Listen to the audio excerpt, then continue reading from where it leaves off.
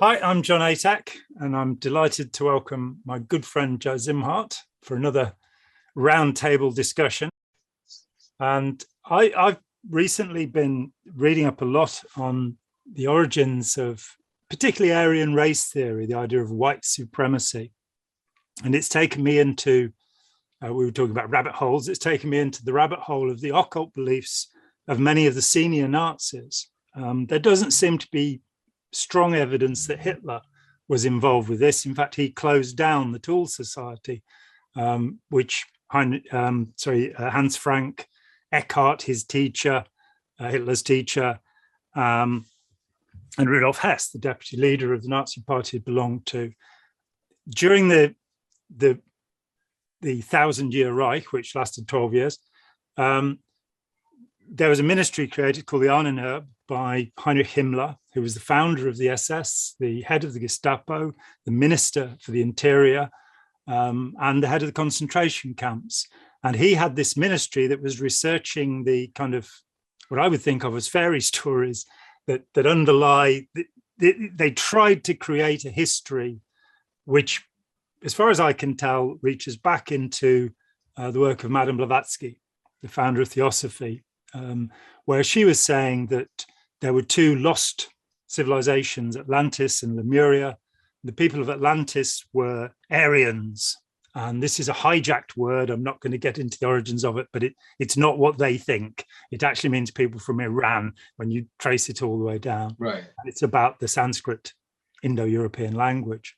But they created a philosophy around this based upon the idea that the Aryans had superpowers, what in the beginning of the 20th century were called electron powers by the creators of Ariosophy or Theosophy or Aryan race theory, as it's now called. And they believed that these superpowers were lost by miscegenation, by breeding with the people of Lemuria. And one of the intentions that Himmler had was to, by breeding properly through what was called the Lebensborn program, people would be born who would have superpowers. Now, this is something that's not normally in histories of Nazi Germany, but they expended a great deal of time and money on these things. So I know about... Yeah, John, let me... Jump in. Yeah, just a thought entered my mind. I thought immediately of the New Age movement, which says about the same thing, that in the coming New Age, and this started back about 120 years ago, there was a Masonic magazine in the early 1900s called The New Age. And they proposed that there was a coming time when there would be, a higher evolution of human beings, and the New Age has picked up on that quite a bit, the idea of evolutionary theory in rapid time, as if in one generation we would bounce into a superhuman type of race with higher consciousness, with ESP powers and all of that. That's pervades the New Age movement, that kind of thinking. And that also goes back to Blavatsky to some extent, because she projected this, the agency of that kind of person onto the Mahatmas. These were people that could embody and disembody at will and bilocate and had magic powers of perception and could do other things that human beings couldn't do. And of course, it goes back to the Rosicrucians, and it goes back to Mesmer, who was very popular with his magic wand and the idea that there were these other powers that you could manipulate, magnetic energy and animal magnetism. Yeah, exactly. So all of this, I think, intertwined, and it kind of got a quickening agent in Darwin, who looked at evolution and gave it a scientific basis. And so now science is merging with the occult idea, that there's this higher race that could evolve. I mean, I think you could almost go back to the early Christians and Gnostics, thinking they were of a higher order, inspired by God, who would bring 1,000-year Reich on earth, peace under Jesus. And so, we have this embedded in our consciousness as human beings that somehow, if we do certain things and believe certain things, that we are going to bounce into a higher octave. And now I'm quoting Gurdjieff. who also taught this back in the early part of the 20th century, because that's the era we're going to. He brought this thing called the Seekers of Truth, borrowing from Theosophy, borrowing from Sufism, and borrowing from other sources. And he claimed that he was a representative of the Sarmun Brotherhood, which is a fake Sufi group that he made up. There was never any such group. But they were supposed to be like Blavatsky's Ascended Masters, and that's how he got his magic powers. One of the powers he allegedly had, according to his closest followers, that he could concentrate enough psychic energy to kill a yak at 1,000 meters. Yeah, so the men and these kind of stories. They had yaks back then, of course. Now men stare at goats. It's in the CIA. Yeah, now it's goats. Exactly. That's where this comes from. This whole idea. And so I think that it's intertwined with a lot of movements and ideas in human history.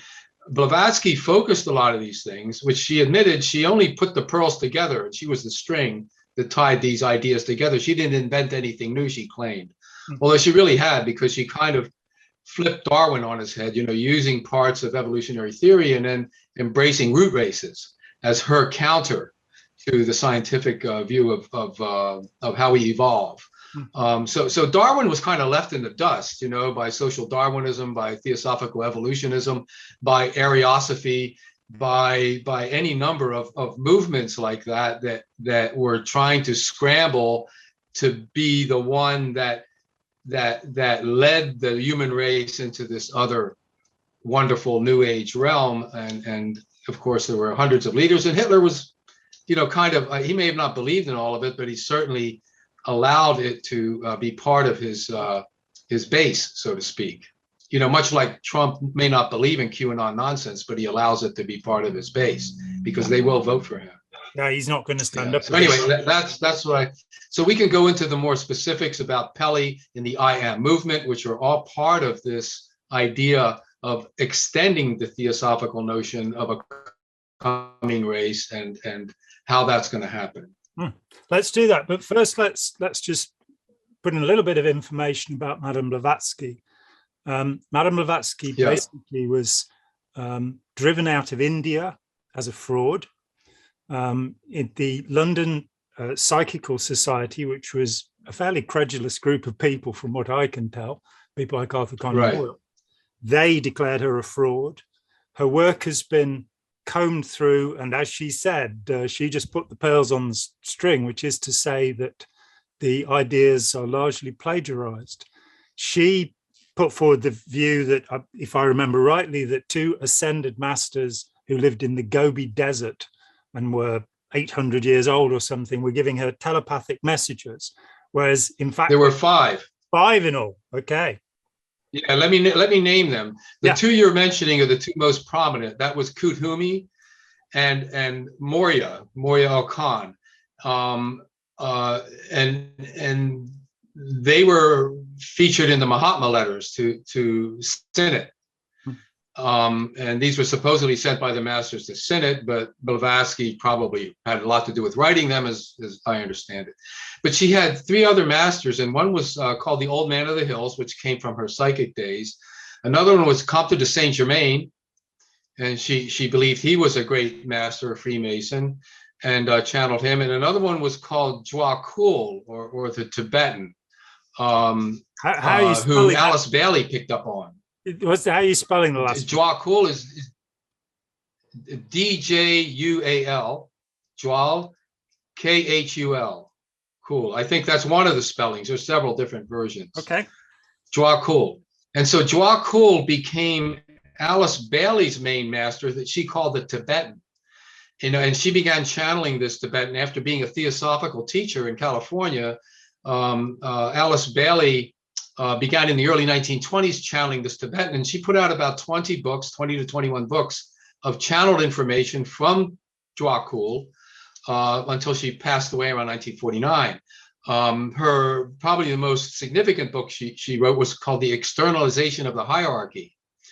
And the externalization of the hierarchy talks about how these masters, are going to appear or influence humankind. And she created a cult or a group called the New Group of World Servers, which had some influence in the United Nations and its forming. It was kind of an esoteric influence on some of the ideas that the United Nations was having. Even Eleanor Roosevelt quoted from a book from Alice Bailey, her so-called Prayer to the Light, the Great Invocation, it's called, and she did this at a White House meeting. So Alice Bailey had some influence in high circles with her weird teachings, and she's not mentioned a whole lot, because Blavatsky kind of is like the Trump in the room, takes all the oxygen out of the room when you talk about Theosophy, and she was a very colorful character, maybe a proto-feminist in some ways. She was precocious. I mean, she was a concert level pianist at a young age. She picked up languages rather quickly. She was an equestrian. She performed in a circus as a young woman after she ran away from home to make money as an equestrian. She was a whole lot of things, which I could go into now, but she was very colorful, but she was an incredible liar. I mean, she could lie with a straight face and pull off all kinds of things to get people to support her, about her occult powers, about her connections to these masters who only she could meet with, and all of that. Yeah. Fascinating. And I mean, my particular interest is the connection between the alt-right, the contemporary alt-right, and a variety of bizarre beliefs, which are largely supernatural beliefs, magical beliefs, that fit generally into the world of paganism, in that they are not directly related necessarily to the Judeo-Christian Islamic tradition. Right. So I'm becoming familiar with, you have like the Church of Cosmotheism, which was the religious aspect of the National Alliance, which was the central, the successor to the American Nazi Party. And you have all sorts of symbols and rituals which were developed by the Nazis. What I'm saying there is that fairly spurious speculative texts like Pearls and Bergier's Morning of the Magicians or Ravenscroft's Spear of Leviathan, which invent a great deal of material. That material is now being taken to be true. It's, it's sort of reified into doctrine that is absolutely believed by some of these groups. But there is another period. So I've got the Austrian origins of Ariosophy, the Aryan ideas that will be used by Hitler, as you say, in a kind of adaptation, social Darwinism, which takes this one principle which comes from Herbert Spencer, the survival of the fittest, and turns it on its head by making it into the survival of the strongest, the survival of the nastiest. In America, Spencer's ideas were popularized greatly by the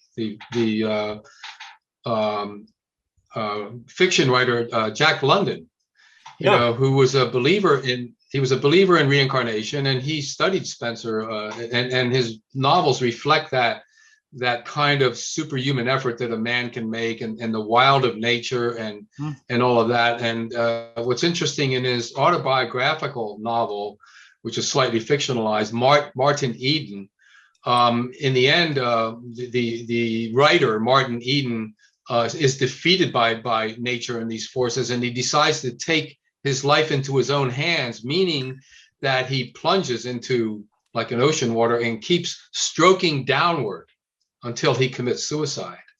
So it's an interesting ending to survival of the fittest when you think about where all of that goes metaphorically. But yeah, London gave a boost to that whole idea of the Superman, the idea of the occult as well, because he believed in some of that stuff. It doesn't come through in his novels so much because they're like adventure novels with dogs and wolves in them and pirate ships and all that stuff.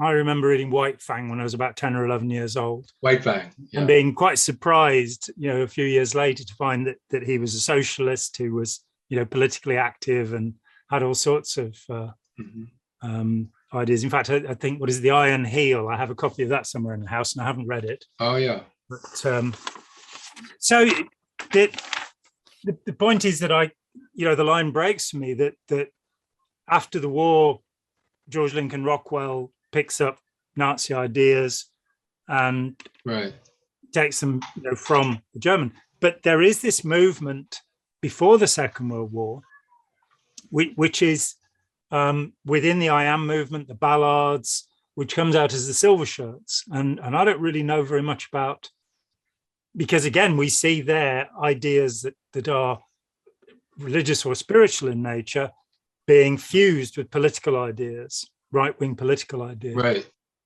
Well, you have to remember the context of the times. World War I was a shock to a lot of people, and emerging from World War I, there was this optimism and a renewed interest in the occult. I mean, the Order of the Golden Dawn became very popular, which was an offshoot of Theosophy, of course, and so the idea of psychic experiences was a thing. There was a group called Psychiana, which was a mail order religion started by a guy up in Moscow, Idaho, in the United States. His last name is Robinson. And the Guy Ballard met with Robinson and got some of his ideas on how to start the I Am cult in the late 20s from this Mr. Robinson. Who sent out prayers to people and affirmations and in color codes. Later, the Ballards took those color codes and then had their decrees, like the green ray decree and the blue ray decree and the pink ray decree. He borrowed that from Psychiana. Ballards were also interested in Pelly's Psychiana. Psychiana,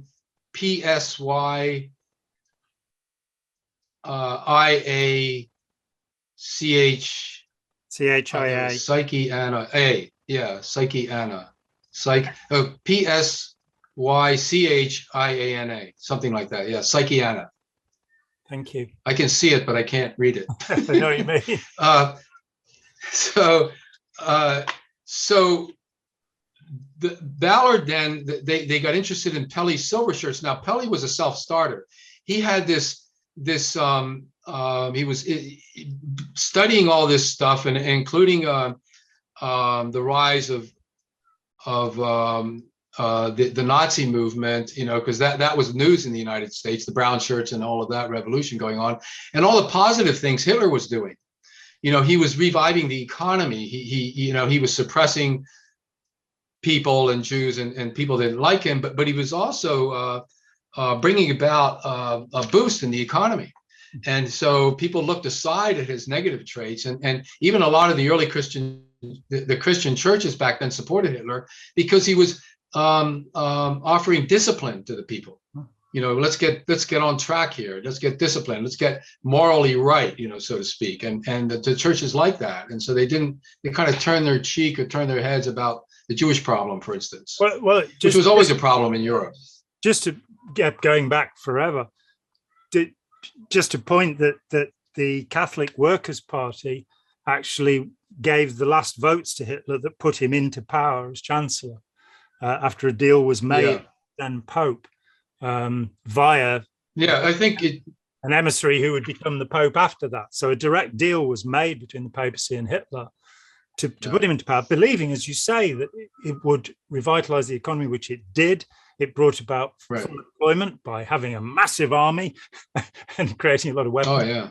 And there was really a struggle in the world at that time between New Deal economics in the US, which I'm still fascinated by, and this militarism, which Mussolini, Hitler, and then Franco and Salieri would represent in Europe.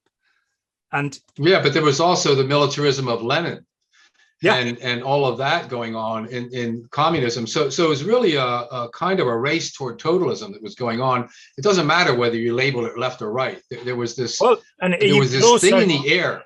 You can also say that it's pan-Germanic on the one part and pan-Slavic on the other part, because those are major through the 19th century. This idea a linguistic group having an identity as a race, as opposed to being bound and also,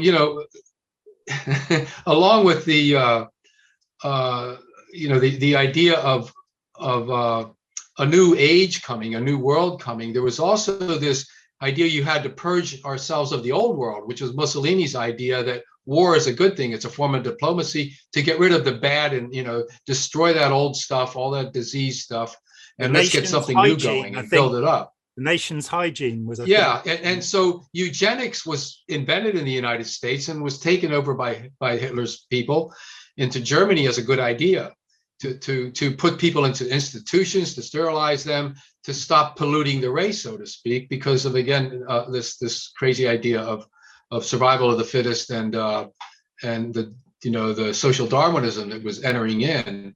And you could see it in different ways, in Pan-Slavism as well as Pan-Germanism. The idea that you would have a pure Russian people, a pure German people, or a Western people. I refer to this book a lot when I look at that racist idea. It's called Blood in the Face, and there was also a very good film done on this that you can find online. It's called Blood in the Face, and it looks at the neo-Nazi movement and its roots in Christian identity.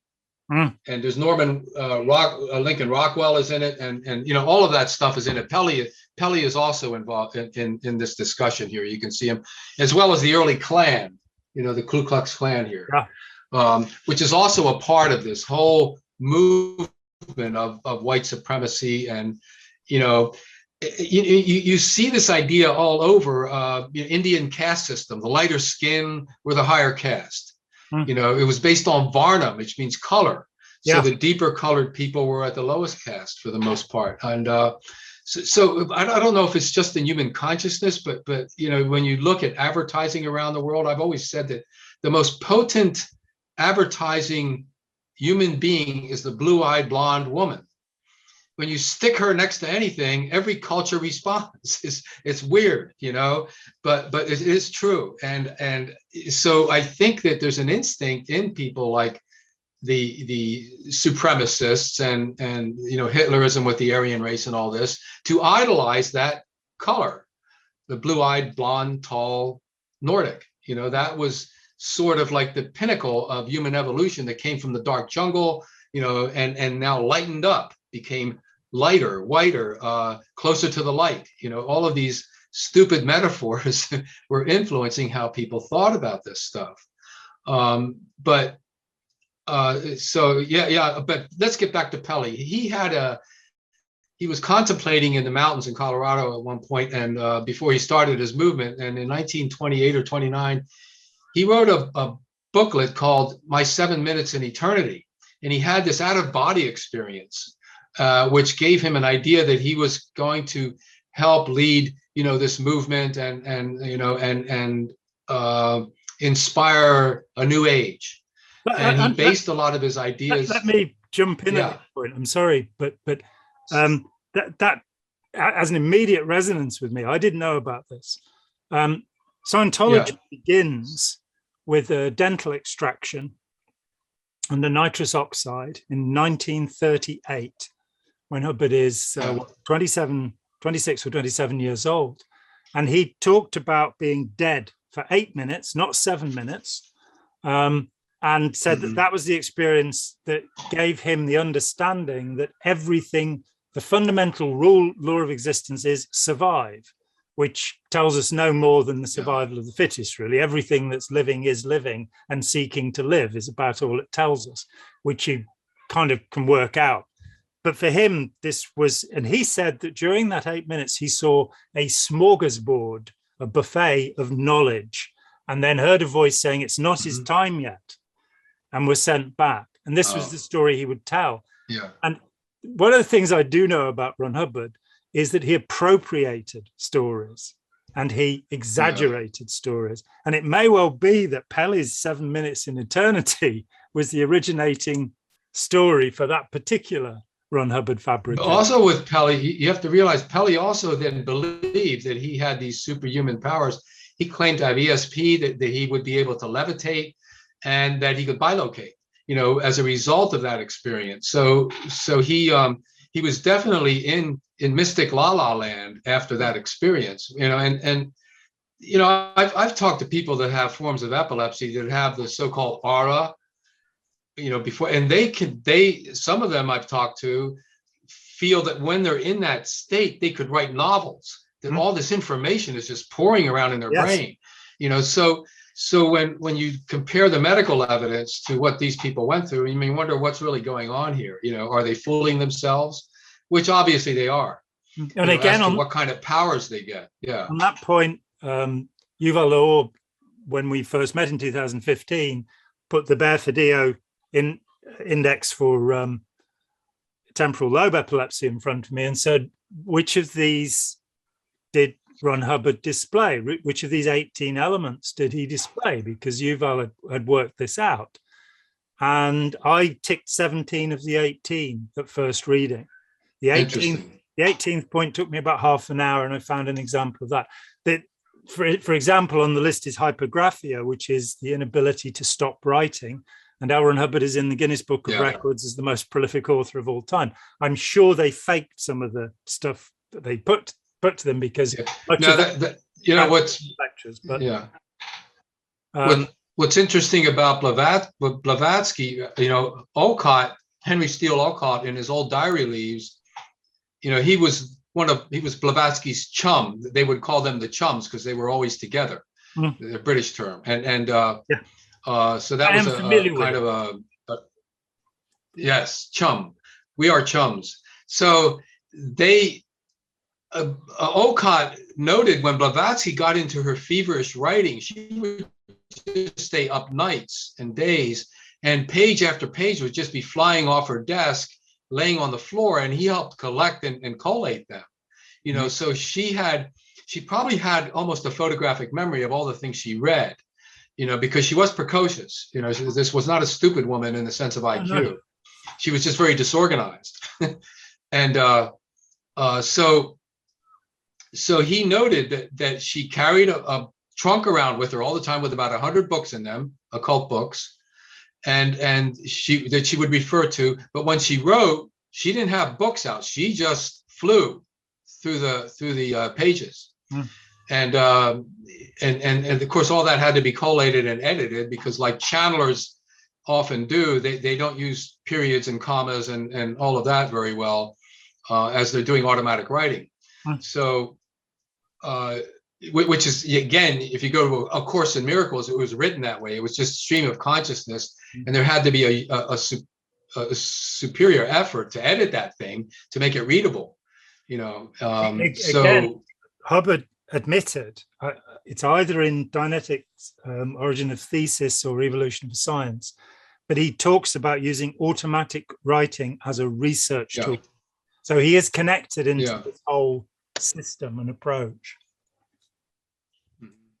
So just back to the Ballards, which were quite influential in the U.S. They had about 50,000 members at their peak in the late 20s. Actually, in late 30s, because Guy Ballard died in 1939, and then the group began to shrink a bit. And it also went to court for 19 counts of fraud in 1940 in the U.S., for claiming to heal all kinds of diseases with their decrees and affirmations. So the Ballards got interested in William Dudley Pelly's silver shirts, which was again modeled after the brown shirts of Hitler, and the Silver Legion, which was the name of the group, had thousands of followers, and Ballard started his own movement when Pelly was getting into legal trouble, and because Pelly eventually got arrested for fascist affairs in the U.S. because he believed in what Hitler was doing with the Jews, and he believed, in that kind of government. So Ballard managed to recruit a number of silver shirts into his early movement, including Pelly's a bookkeeper, and he became Ballard's first road manager to help him manage the group as they were traveling around the country doing their shows. Now Ballard took the right-wing idea and homogenized it into his own psychic new thought Theosophy combination, because he believed in the power of positive thinking.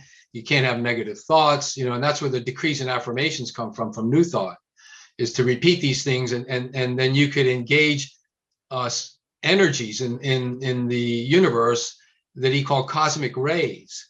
And so when you chanted with the blue ray, it was the ray of power, this cosmic ray would enter through your body and out of your mouth and become a vibration in the universe, and it would affect change in the world. So this is how I-amers weaponized decreeing.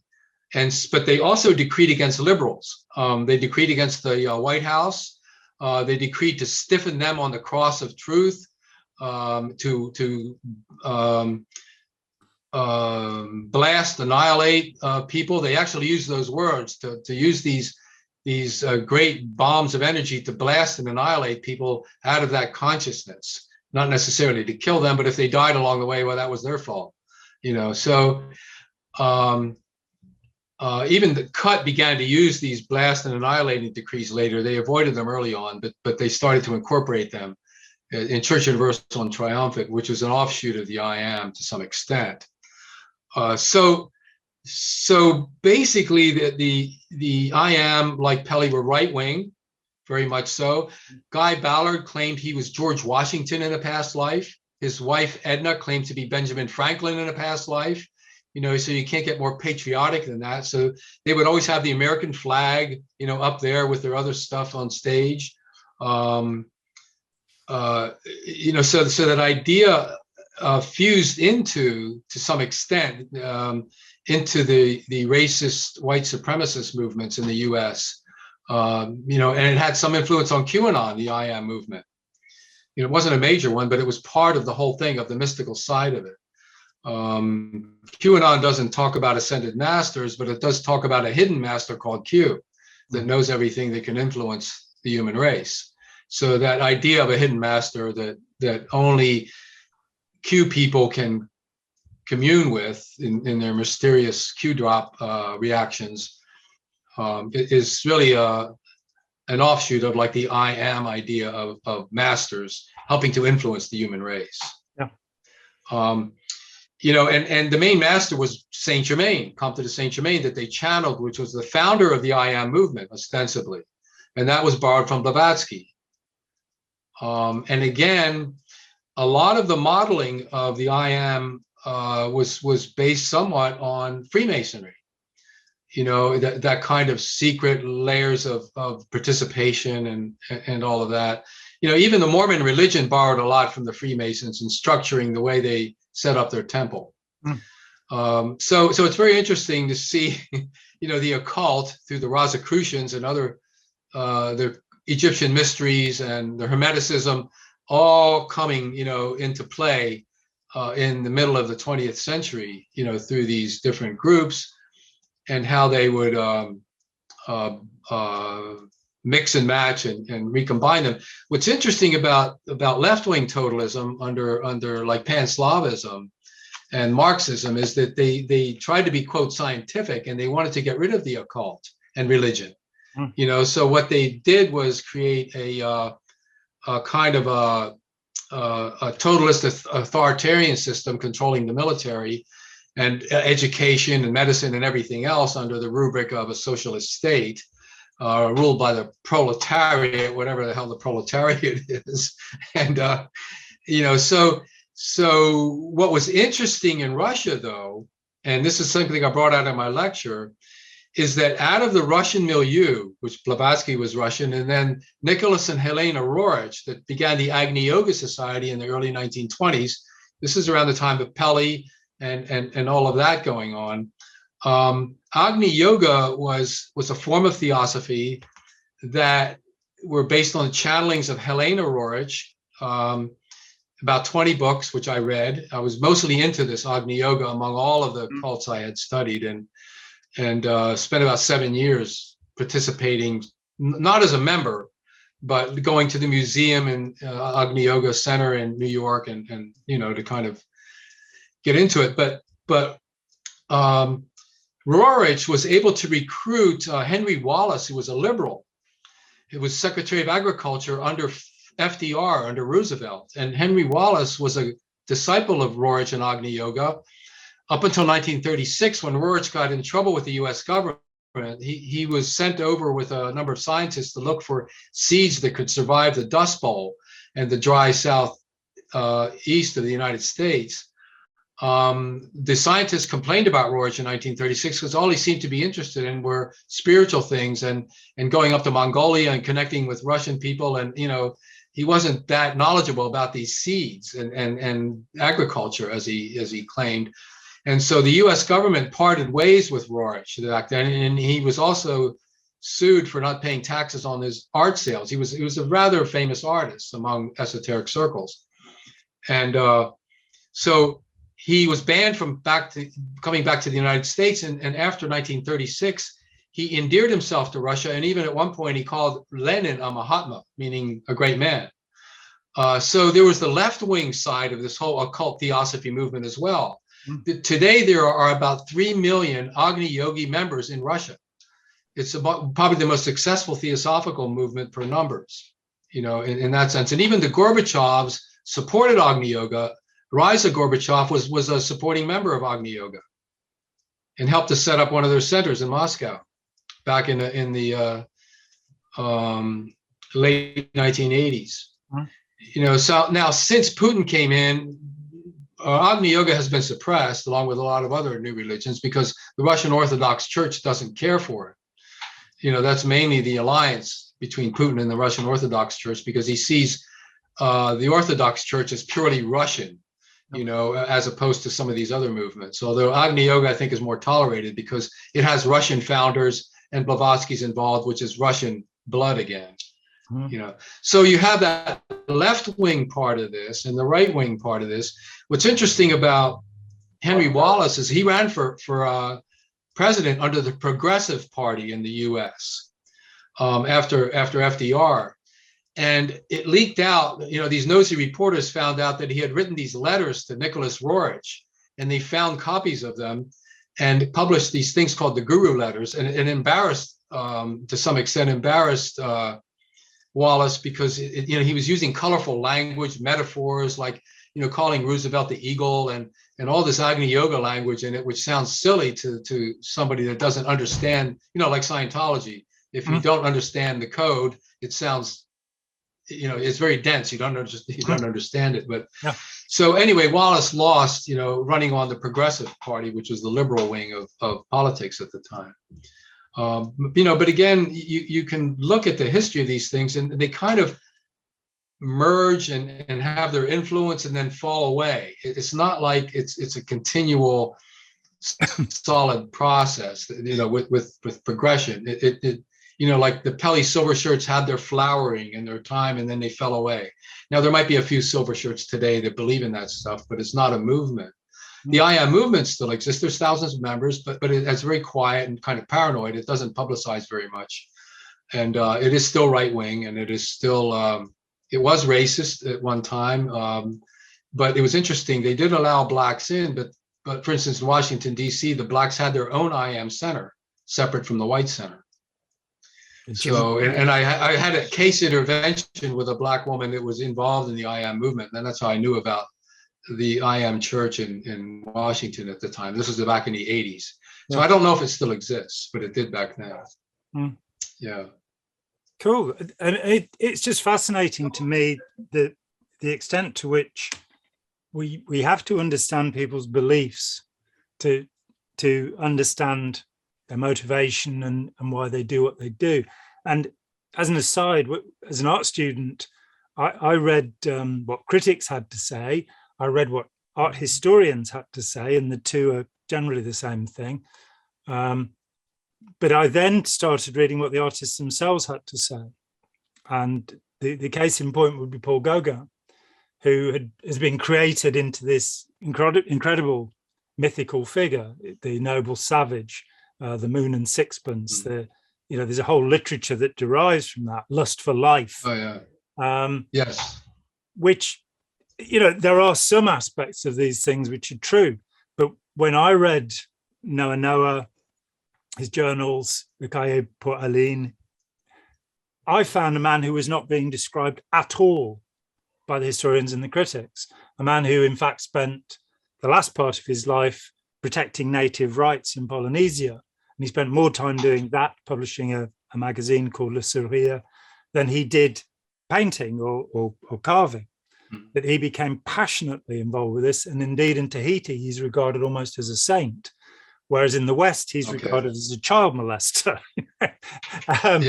which culturally was not true. You know, at that time, what he was doing was perfectly legal and normal within the culture that he was living, which is not to say it was right. But I found a man who I never saw his belief in Buddhism mentioned in a history or a book by a critic, including influential and leading critics who are writing about him. This was pushed aside.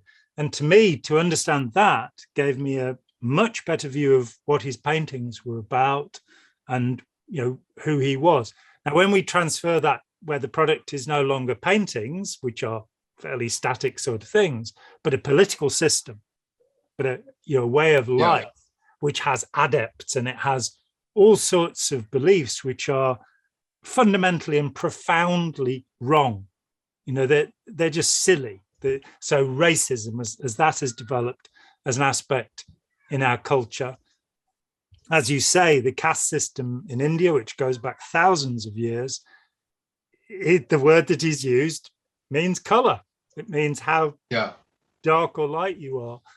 And the idea is, the Brahmin caste will be pale-skinned and white and delightsome. Well, you also think about the Chinese. Pale skin was considered the height of aristocracy in China.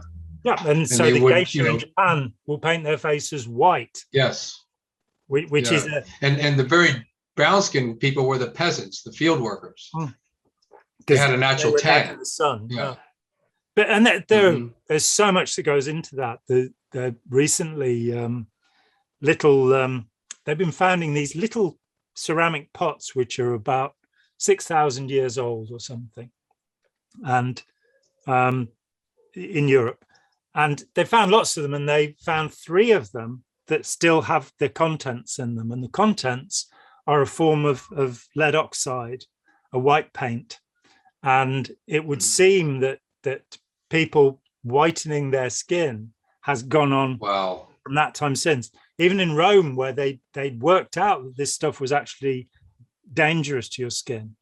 It said that Queen Elizabeth I wouldn't receive people because not only was she bald, having lost all her hair as a child to attack of scarlet fever, I believe, but she'd used this lead white on her face, and so her skin was in dreadful condition. But so this idea of, recently there's been comment about maybe physicists talking about dark energy and dark matter might be considered a little racist because it's not dark, it's invisible. Right. But there is this, I think there's a fundamental tendency in our culture to think of the dark as satanic and the light as godly. And that, well, think about this: left and right, sinister and dexter. And dexter. Yeah. We have this built in that right is better, and left is not. The left-handed path of the occult or Wicca or whatever is considered wrong. So it's embedded in our culture and language in so many ways. It's hard to get away from it. And just like the color idea, when you think about it. Yeah, but I think we probably better come to a close. I have the same feeling every time we talk that I could sit here for hours and hours, but we're going to have to. I think it's a good point to close that up because I've found out what I needed to know to understand something of the trajectory of these ideas. Just one final point, which is that this huge argument that goes on in academia about whether we're allowed to use the word cult or should talk about new religious movements. And I've long protested that new religious movement is far too imprecise a term. And I've come down now to a scientific term, which is beliefs. I've just got it down to that. There you go. If you look at, then we don't have to argue about, and I'm sure that within about 20 years, the word belief will be seen as pejorative. We're not allowed to say that people have beliefs, but at the moment, and the point is that that people have a view of life and they buy into a view of life. And if it is based upon abject nonsense, like the idea of the people of Atlantis breeding with the people of Lemuria and losing their electron powers, then we need to root those ideas out. And I thank you for your help in doing that. They're very good. Yeah, it's the rabbit hole is always there for every generation. So let's leave it at that. Yep, it's fair enough. Thank you so much, Joe. I'm John Atack. Hi, John. Joe Zimhart. Thank you for watching. Thank you. Bye-bye. Hi, John here. Thanks for watching. We'd appreciate it very much if you would click like, as well as subscribe, and click the bell for notifications. Every dollar helps, and we welcome new patrons on Patreon, or you can make a one-off payment with any currency through PayPal. Thanks so much.